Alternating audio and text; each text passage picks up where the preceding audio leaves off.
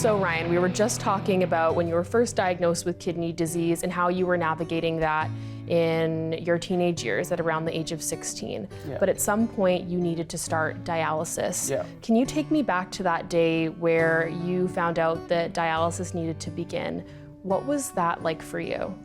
It came a little bit out of left field, not entirely, because my kidney function at that point was about 7%. I got a phone call, and it was on my lunch break actually at work, from a random number. I happened to answer it, and it was a charge nurse from Royal Inland Hospital in Kamloops saying, your potassium is at a dangerously high rate, which could potentially affect your heart. So we need to start you on dialysis either today or tomorrow. And I was like, okay, I guess. I at that point I didn't have any options, and it was quite shocking and a little bit nerve-wracking as well. I'm just not sure what to expect, right? Yeah, you get a phone call out of the blue, and the next thing you know, you need to go on dialysis essentially right away. What did the remainder of your day look like from there on out? You said you were in the middle of work. Yeah, that was lunch. Luckily, I work for my family, so I went to my mom and just kind of told her, and then she phoned my dad, and we had a family meeting in the office upstairs, just going like, this is happening. We don't have really any choices. It was completely shocking a little bit to all of us. We figured it would happen at some point regardless, but wasn't expecting it to be, hey, you have to start it either today or tomorrow. That was the end of that day, and I quickly started dialysis the next morning at about 10 or 11 a.m. Wow. for the first time. And what kind of dialysis were you on at the time? I was doing hemodialysis. The other option would be peritoneal dialysis. Early on, about a year prior, maybe 8 months prior, with doctors, we had the conversation about which type of dialysis would you like to do. Peritoneal meaning mostly at home on your own, or hemodialysis being at the hospital, nurses around, doctors around.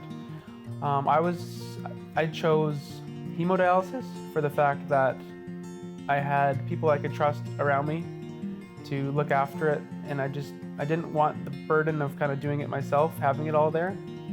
And that was just my choice. I don't think it's wrong one way or another.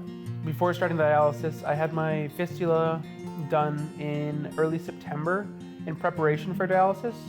Obviously hoping we didn't have to use it, but if we did, then it presents itself ready to go, because it does take 6 to 8 weeks to kind of heal before you can use it. As where peritoneal, you get the procedure done and you can use dialysis later that day. Can you tell our viewers a little bit about how often do you have to do hemodialysis? How long does hemodialysis take? Hemodialysis for me and every other patient will be 3 days a week. The days will vary, so I chose to do Tuesday, Thursday, and Saturday. The other option would have been Monday, Wednesday, and Friday. I was doing dialysis from 6 p.m. to 10 p.m. So most of my days between Monday and Friday would be working from about 9 to maybe 4, 4:30. Going home, have a quick bite to eat, maybe change, and then head straight to the hospital. So it was a bit of a rush after work to kind of get prepped and it's also a bit of a drive to the hospital as well, right? So that's a lot of time out of your week. Yeah, it's 12 hours a week is what it totals to, really.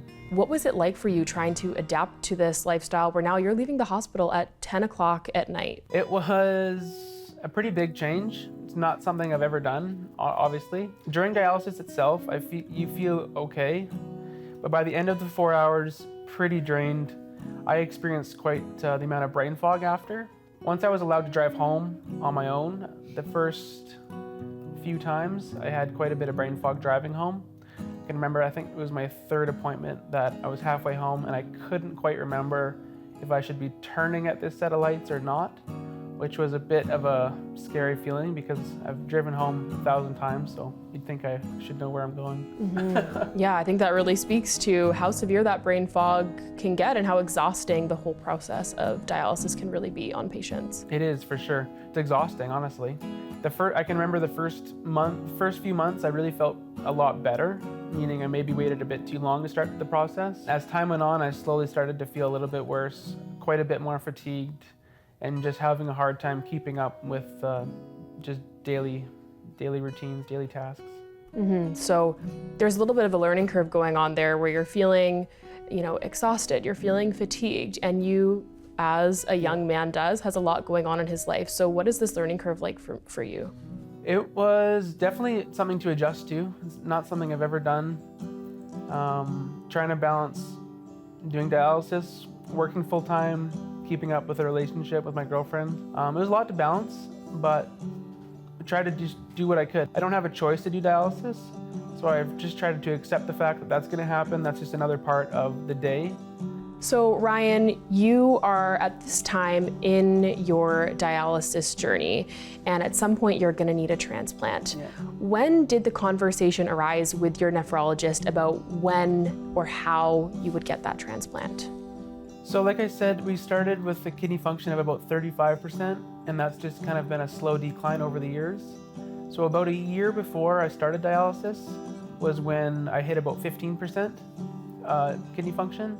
And that's when the doctors really start to go, okay, things are looking worse and you're more than likely gonna need a transplant sooner than later. So at that point I was like, okay, this is happening, it's real, like it's probably gonna happen sooner rather than later, which was a bit of a, mental struggle, I guess I will say. So Ryan, will you tell us a little bit about your transplant journey? Absolutely, yeah, I'd be happy to. Stay with us because we'll be back with Ryan in just a minute.